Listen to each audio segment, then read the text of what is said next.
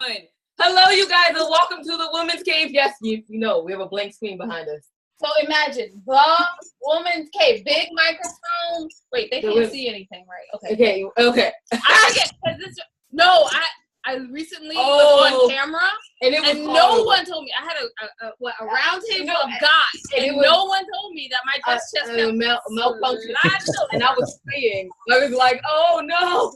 Please don't slide any further. Don't slide any further. And I like left my phone and it was the worst. I'm Jade, by the way. Oh no! Thank you for introducing me. High five. Yeah. High five. What? I can't be dancing. I will tell y'all what happened. But it was too personal. It was crazy. We had a crazy week. Yeah.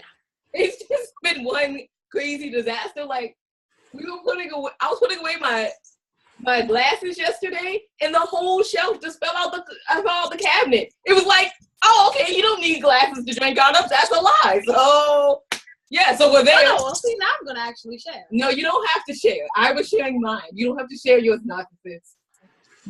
Okay, we're the and I thought lady. Oh, yes, we are. We are two, and I'm going to take your line. Of the now 15, yes, you guys, we got celebrities to write with us, by the way. They're from England, but she's not a celebrity, but she's awesome. She's been on every television. Okay, well, she's a celebrity then. She's taking pictures with Richard Branson right now. Yeah, she's a celebrity. She's a celebrity. We're just gonna call it. Yes. So 15 wonderful, beautiful ladies, and the titles of our book are. I'm good. I'm ready to go. And I thought the voice was bad with other life lessons. And I thought being grown up was easy. And I thought I could juggle it all. Purple. Got it. That one even had an accident. I don't even know what happened. It was like the coffee did flips in the air and landed on the book. The vodka. The car was full of coffee. It was coffee. Oh my word. And I thought I did my journey alone. All right, that is the next one. And I thought I had it all figured out, Luna. So did I. And then the vodka bottle broke. It did, though. It totally just broke in my suitcase and spilled all over my books. It was so horrible. It was like, I was like, what? My whole vodka bottle was gone. Anyway. Because I didn't want to pay for drinks at the hotel bar because I'm cheap like that. So I bought y'all already know. So you buy on the CD. Wait, and we have the CD, which is authentic. Yes. So everything can be found on andwethought.com, barnesandnoble.com, and Amazon.com. Okay, I inverted that. So if you go to andwethought.com, you guys just go on down to the ladies page and go down to the bottom, not the activity button, because I'm not, well, no, now. Right. I don't make up words. I trademarked that. Anyway, and find out the charities that we probably support. So, okay, that's it. Oh, and just like life. I get those words. I get those. No, you took my words. No, you took Amazon. Just right. And so Amazon, yes, I'm putting my hand over her mouth right now. Just like life, check that out on andwethought.com and also Amazon.com and Channel 18 in California. But you guys aren't here to hear us, and my hand is still over Bonanza's mouth. And you guys aren't here to hear us. You're here to talk about our wonderful guest. Would you please introduce yourself? Bam! Hey, my name is Darren Smith. I'm the author of How to Stay Married for at least 100 Years. I'm also a talk show host of the Married Men Don't Talk Show. I have 4 kids, 6 grandchildren, and a wonderful wife. Wow. Okay, so first and foremost, he does not look old enough to have no 4 kids and no 6 grandkids. You remember that little 20-something-year-old? He told me he's like, it don't crack. Right. Black don't crack. That's right. I just had a birthday Sunday, so. Oh, okay. All right. 45. Again, how'd you do that? I mean, no, I'm joking. Holding. Right. After you said the book, Being Married for 100 Years, all of a sudden I was like, well, so that just like knocks me out the conversation. Well, it's how to be married for at least 100 years. It's an instruction. Oh, I see. Right. Mr. Smith, you are part of a trio, I believe, right? Yes, ma'am. That has an amazing radio show. Yes, ma'am. How did it get started? Well, it was started by Tony. He was trying to get a conference call with a couple of fellas on the line, and they kind of wanted to do it every week because everyone has problems in their marriage, and we began talking about it, and then they say, well, let's do this every week. So that started in 2009, and it's been going on ever since. So, that started the show, and then my wife and I, we counsel couples, and we counsel people at the church, and then we do marriage ministry at the Jude House. That's a transitional home. So yeah, we do a lot, outside of my regular job. Oh, so you have regular 40 hours a week, 9 to 5 as well? Yes, ma'am. I work. I'm a government contractor. And you keep on saying, ma'am. I did not just say a 20-year-old told me black don't crack. Well, that doesn't mean you're cracky just because I'm calling you ma'am. Anyway, no, ask a serious question. Chase. Okay, no, I was going. Well, no, I'm like laughing in my head still, so I really don't. All right. Anyway, so you have 3 guys together now. What women keep telling me, because as I just said, we did a relationship roundtable. The serious point of it was that we got a lot taken care of, a lot discussed. Yeah. But women always told me whenever I said I'm gonna get guys together and talk about a relationship, and all of them were married and how to stay married and keep a relationship, and women need to know. They were like that'll never happen. So men don't talk. How do you get men to talk and then listen and call in and really have conversations for like, what would you say, 2 hours?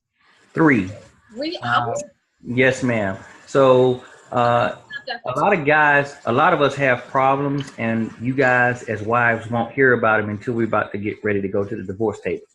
So, or at least we started cheating on you. We got a side chick already. So in order to prevent that, we all can speak on an educated level and say, listen, man, I do have a problem, because especially black people, we don't really talk and share our problems, especially as men, because we got so much pride. So as Christians, though, we need a shoulder to lean on and someone to talk to. So us 3 started, and then it expounded from there. It expounded with Rodney and Tony, and then I came in later. But it a lot of the guys who I counsel, I don't have to do as much counseling in my home no more, because I just tell them to get on the show. And then they come on and give their fake name, and then they give their real problem, and we help them solve it, or try to anyway, and just have a conversation and open dialogue about it. And sometimes we're not here to solve any problems. We're just trying to help them work through theirs. Because don't you find that sometimes, even if your problem still exists, when you share it with someone, it seems less? Mm-hmm. Yes, it's more relaxed when you find out someone else is going through the same thing, like you guys going through it by yourself. Exactly, and that. Well, now I have to plug my own stuff. Sorry, it's horrible, but I have to do it. And that is actually why our book title was "And I Thought I Did My Journey Alone," because of doing our travels and going around with our books and being on television. So we met all these women that thought, it was only me that went through that. And it really wasn't just only that person. It was something that was common to all humans. I think we all forget that we are humans, and we kind of all have some of the same problem. Right. And men especially, we don't want to share it. So it's best for us to call in and say, look, I have this problem with this woman I'm about to leave. It's a club going on downstairs. I'm in Miami. We have stopped the guy from cheating, going straight downstairs. He was in Miami on a meeting with his job, and he was away from home, and he just called into the show just to see what we were talking about. And we literally stopped him from going downstairs and cheating on his wife. How does that feel? Mm-hmm. Well, we don't have a perfect record, because one guy died also. He was an alcoholic, and he called a show on Tuesday, and he was drinking himself to death, and we knew that he was drunk on the call. So we tried to do some intervention the next day, and a couple of weeks after that, he had passed away. He was drunk in a shower, and he fell through the glass shower, and he slit his artery in his neck, and he died by himself. So it's left or right. We just try to do our job and stay in our lanes and try to help people as much as we can, but it's not always successful. No, I want to know how it felt when you're successful, because we have enough failures in life, and we still carry all those. We would need to know how it felt when you were successful. Yeah, it was awesome. We, especially when he calls back and say, hey, we're doing fine. Thank you for the call. I was going to go down there and do this and that. And if I hadn't called, it would have been a wrap, because it's beautiful Miami women down here. And I was just waiting on my wife to piss me off, and she did. And I was about to go, and you guys stopped me. So thank you. So that did feel well. It felt wonderful, because we know that it's some good that we can do, and we are doing some good by having this 3-hour conversation with these guys. You know? I love when she came on our show and we're like, it's about 20 minutes long. Our YouTube viewers don't like long things, and he was like, well, we have 3-hour shows. Right. I couldn't talk that long. Men always say women talk too much. Can't imagine still talking 3 hours later. I'd be like, look, y'all gotta run this show by yourself. I got stuff to do. I would be like, I love you. I have to. But, well, it's like 12 guys on the show, 12, 13, 14 callers, and everyone wants to say something. So, which one is your favorite show? Your favorite episode? The one where my wife jumped on the show. I was talking about she had breast cancer and she had a double mastectomy, but I'm a breast man. Oh. And when they weren't there, I was like, ooh. So I didn't know she knew that I was looking at her kind of funny, but I wasn't looking at her kind of funny. It's just like, we always know. Yes, she knew something was wrong and I wasn't communicating with her. So I was on the phone with the guys and I was like, look, man, I don't know how our next encounter in the bed is going to be. I don't want her catching me looking at her funny. I just turned into a nursemaid for my husband because I got to dump these drainage tubes. And she jumped on the phone and she was like, look, all you have to do is tell me. I didn't know. I thought you was mad at me. I thought you was mad at the doctor. And she kind of interviewed. It's an all men show, and she jumped right in, and it came out to be one of our best shows because the pastor of Glenarton, what's his name? I forgot his name. His wife is a big time listener of the show, and she heard it, and they used that piece for their breast cancer awareness month. At the First Baptist Church of Glenarton. So that's in Maryland. Pastor Jenkins. So they use that every year, and they ask us to come out to their show, their church, and sit on. It feels real special, But she is I mean, everything is well now. That opened a dialogue between her and I to talk more because, it was I didn't. That was unfamiliar territory to me to not have my wife and see her without what I love, and I don't want to be superficial, but that's what I love, and every man, they either love butt or breasts or whatever. But my thing is breasts, and now it wasn't there anymore. I was like, wow, what are you going to do? But it turned out love is more powerful than superficial and physical bodies, you know what I mean? Absolutely.